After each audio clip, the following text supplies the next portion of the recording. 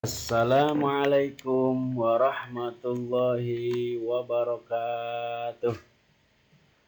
Kembali lagi bersama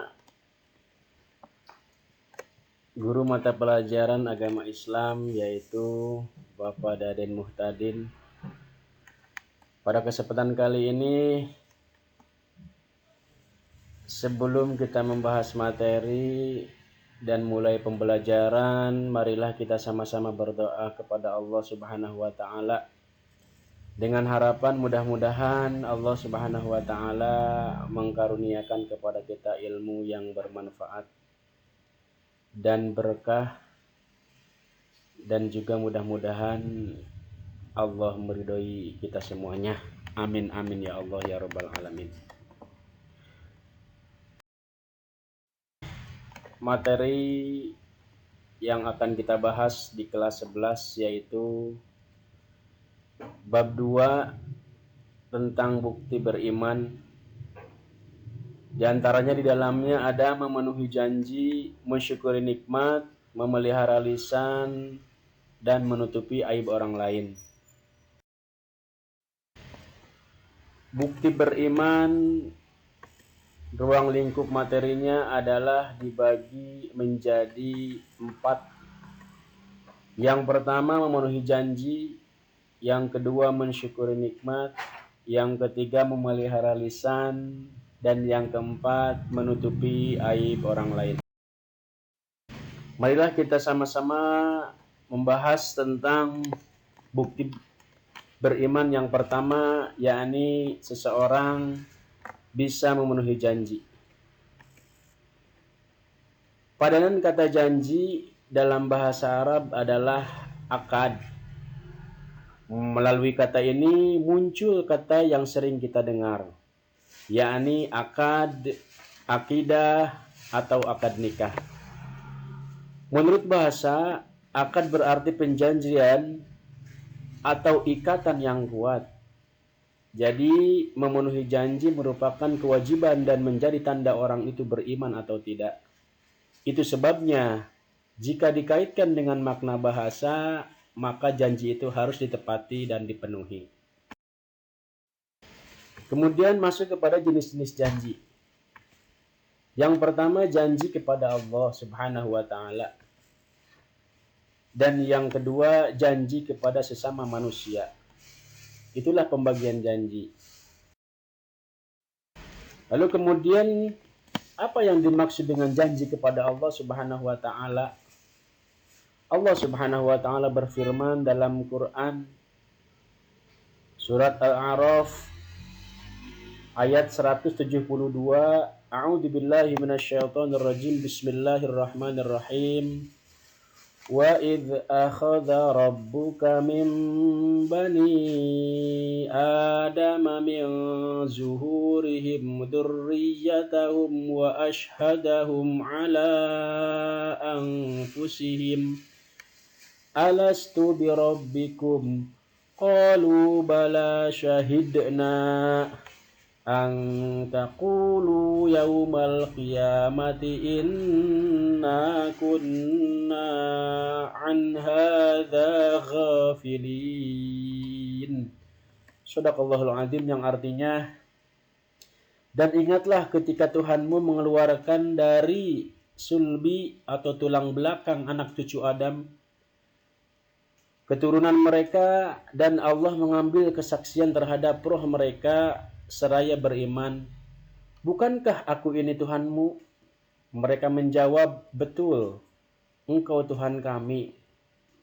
Kami bersaksi, kami lakukan yang demikian itu agar di hari kiamat kamu tidak mengatakan, sesungguhnya ketika itu kami lengah terhadap ini.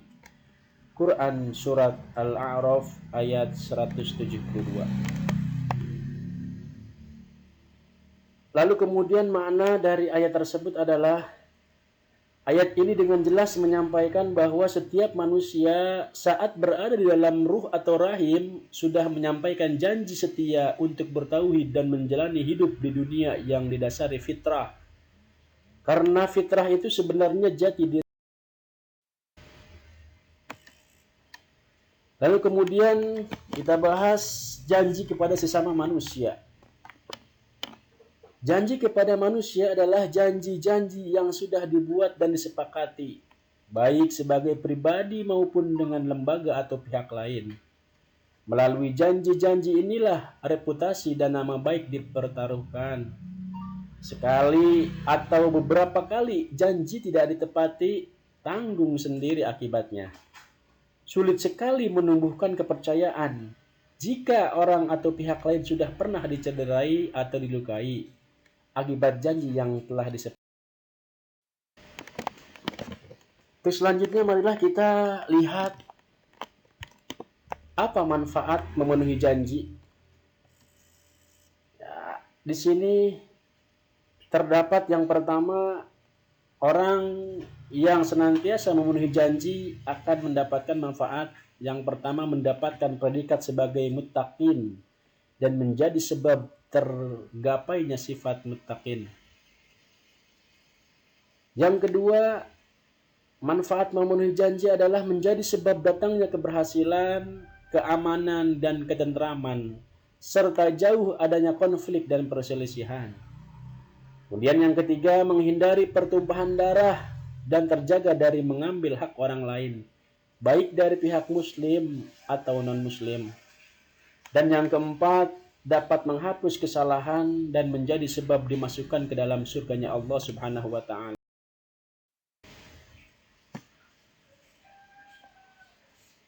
Untuk selanjutnya marilah kita bahas tentang bukti beriman, yakni mensyukuri nikmat. Syukur menurut bahasa berarti membuka atau menampakkan. Lawan dari syukur adalah kufur yang berarti menutup dan menyembunyikan.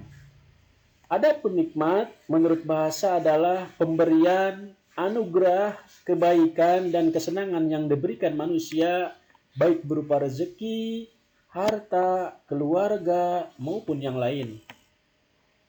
Mensyukur nikmat adalah berterima kasih kepada Allah Subhanahu wa ta'ala atas segala nikmat yang telah dianugerahkan kepada kita. Caranya adalah menggunakan segala nikmat tersebut sesuai dengan tujuan nikmat itu diberi. Lalu kemudian diwujudkan dengan cara apa?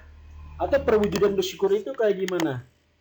Nah, pribadi yang bersyukur kepada Allah Subhanahu wa ta'ala ditandai dengan kepuasan hati atas segala nikmat yang diterima. Dilanjutkan dengan lisan yang selalu mengucapkan syukur. Misalnya banyak-banyak mengucapkan hamdalah, alhamdulillahirabbil alamin.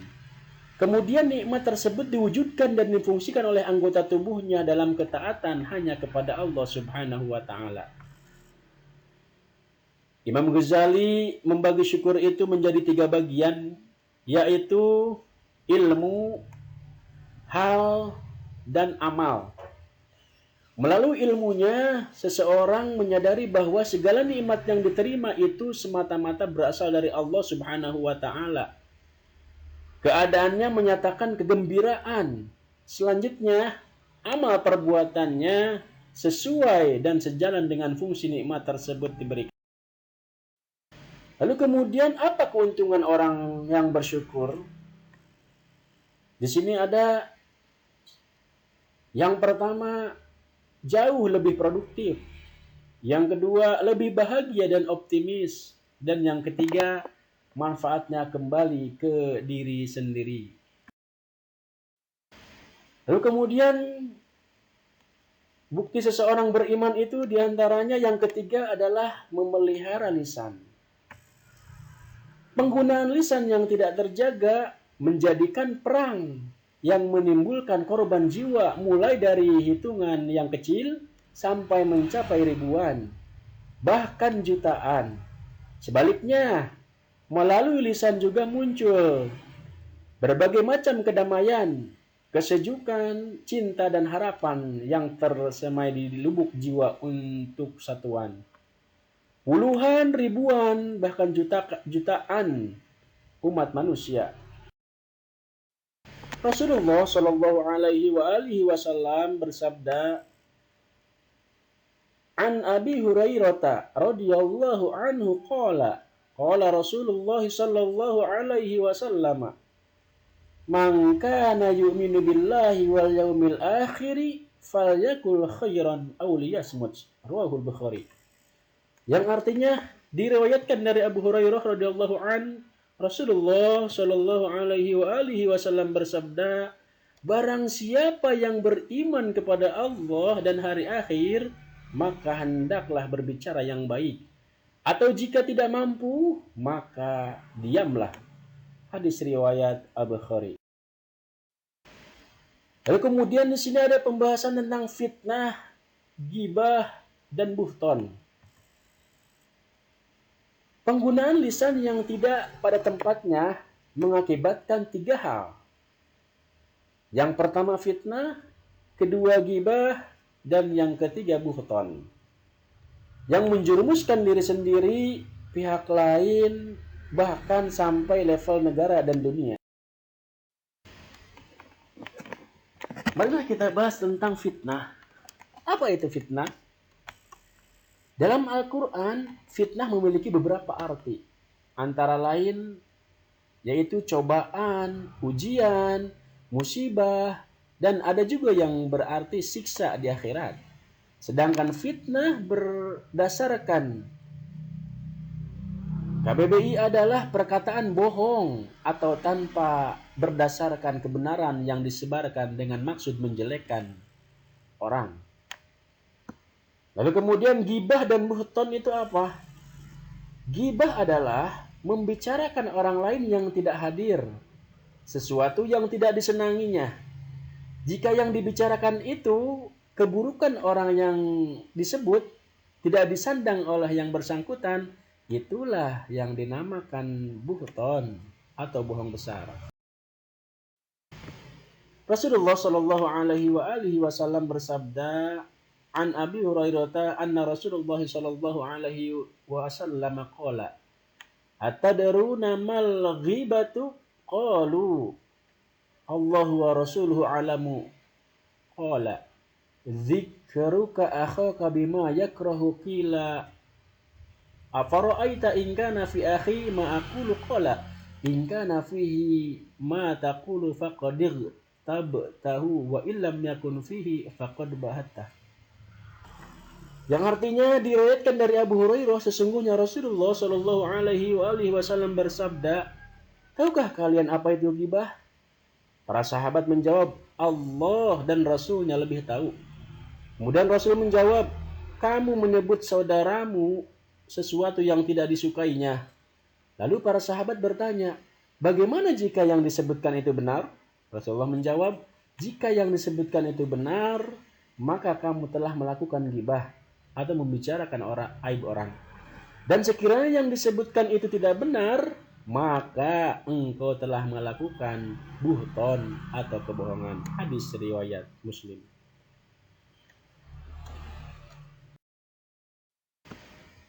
Petunjuk menjaga lisan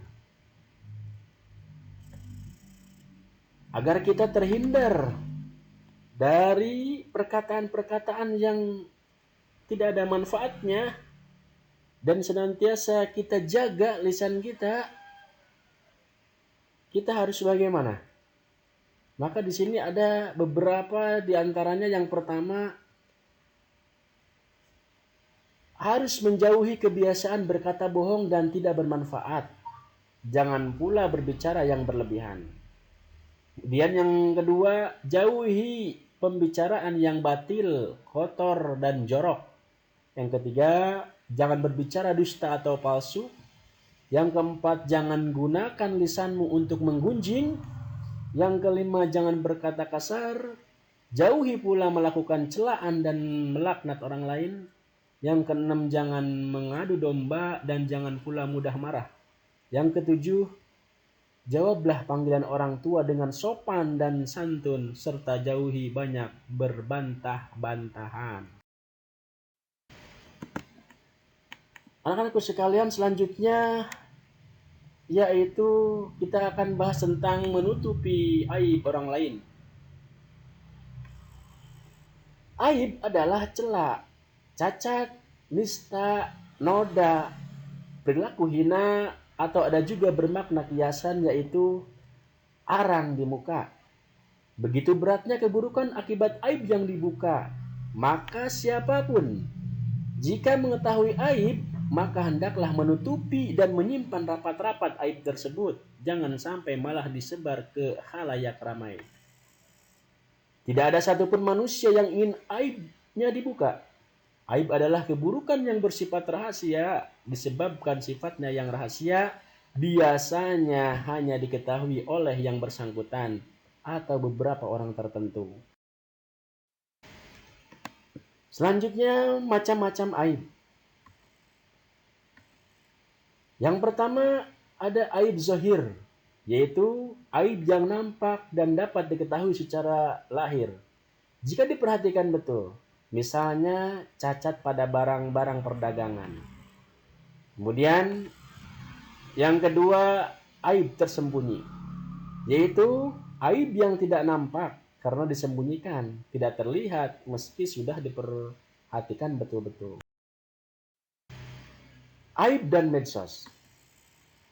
Di antara penyalahgunaan teknologi adalah orang begitu mudah membuka aib orang lain. Saat ini, orang begitu mudah tumbang nama baik dan martabatnya dari penyalahgunaan media sosial. Baik dari WhatsApp, Twitter, Instagram maupun Facebook, Telegram, bahkan blog. Aib itu harus ditutupi. Jangan mudah menggerakkan jari yang dikaitkan dengan medsos. Teliti dan selektiflah dalam menerima informasi. Jika itu benar, share. Sebaliknya, jika tidak benar, maka jangan di-share. Rasulullah Shallallahu Alaihi Wasallam bersabda, An Abi Hurairah qala Rasulullah Shallallahu Alaihi Wasallam, Man satara ala muslimin satarahullahu fid dunya wal akhirah. Rahul Muslim. Dari Abu Hurairah berkata, Rasulullah Shallallahu Alaihi Wasallam bersabda, barang siapa yang menutupi aib saudaranya di dunia, maka Allah akan menutupi aib dari dunia dan di akhirat. Hadis riwayat Muslim.